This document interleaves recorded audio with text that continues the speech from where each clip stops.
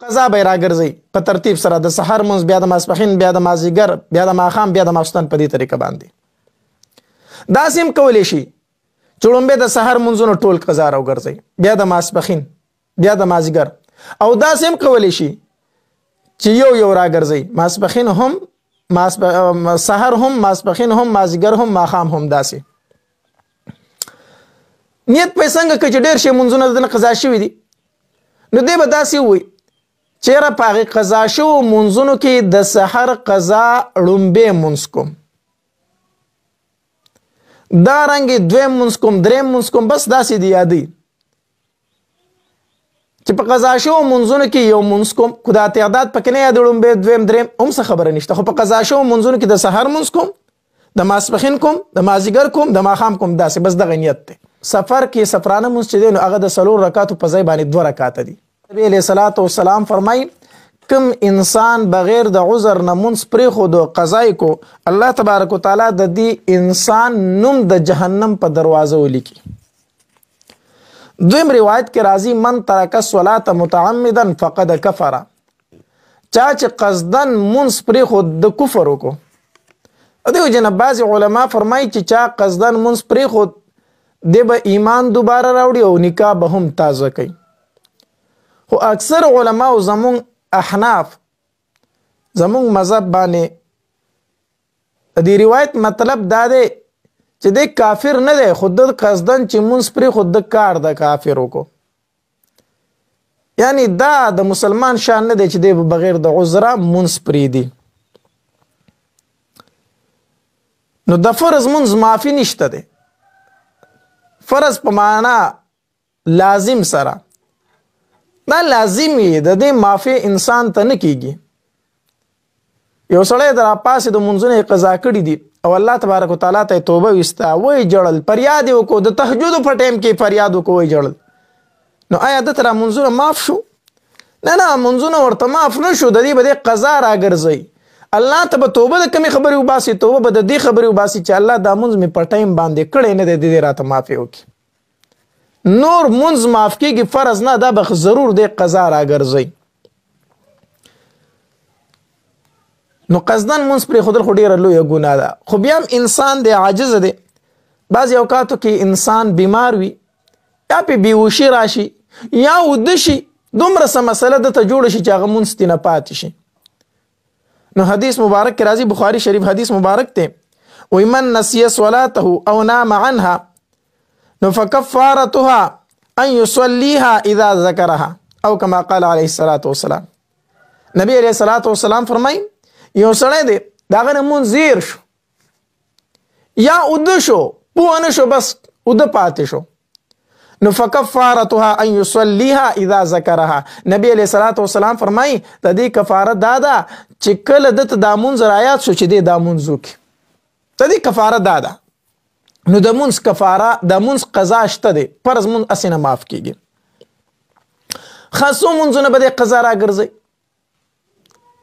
د څو منځونو قضا ده نو د شپږو منځونو قضا ده 5 خو دا فرض منځونه دي او یو ویتر دی د ویترو قضا هم ده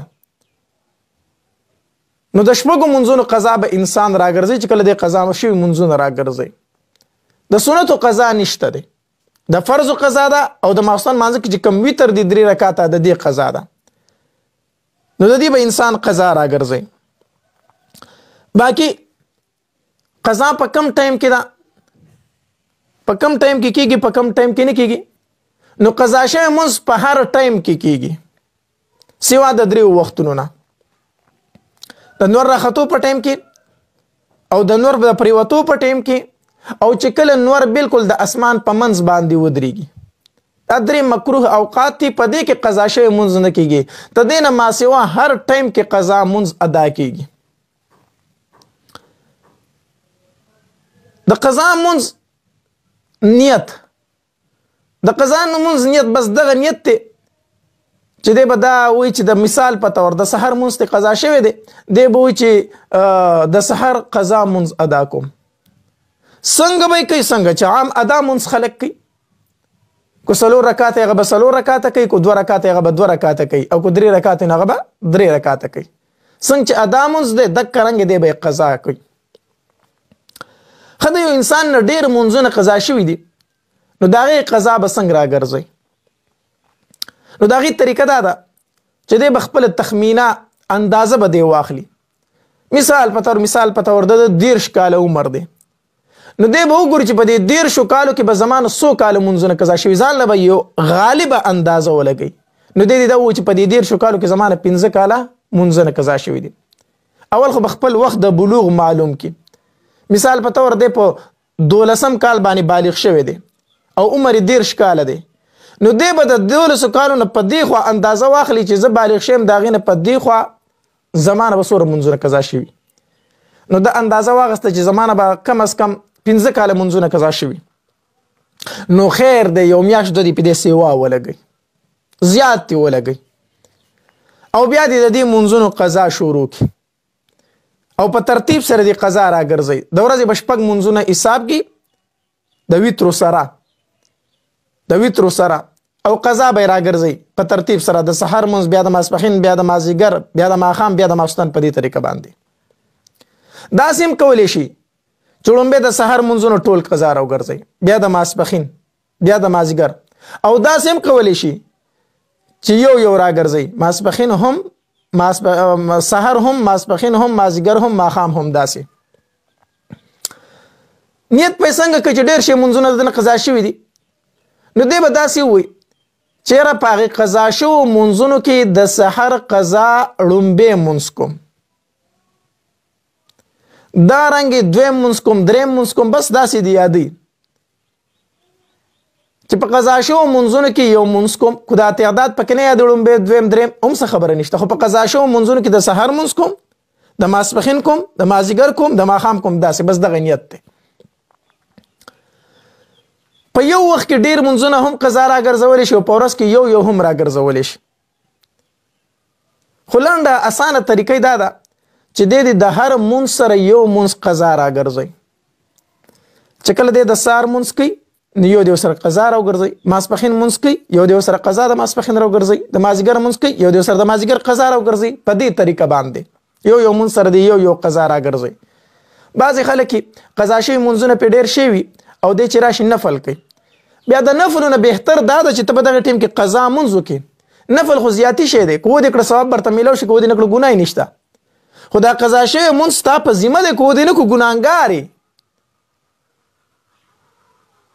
نو ښه طریقه دا ده چې د هر مونځ سره یو قضا مونځ راګرځئ. مثال په طور کې 15 کاله مونځونه قضا شوي دي نو چې 15 کاله دی د هر مونځ سره قضا شوی مونځ راوګرځئ، مونځونه به یې پوره شي. ښه، بله خبره دا ده چې په سفر کې مونځ قضا شوی وي نو په حضر کې به هغه څنګه ادا کیږي. نو په سفر کې چې مونځ قضا شوی وي نو سفر کې سفرانه مونځ چې دی نو هغه د 4 رکعاتو په ځای باندې 2 رکعاته دي. نو که سفر کې مونځ قضا شوی وي او د حضر ته راغی، موجود شو، خپل کلي ته راغی او د هغې قضا راګرځئ نو سفرانه قضا به یې راګرځئ، یعنې د 4 رکعاتو په ځای باندې به 2 رکعاته قضا راګرځئ. او که په حضر کې ته مونځ قضا شوی دی او دی په سفر کې د هغې قضا راګرځئ نو په سفر کې به یې پوره راګرځئ.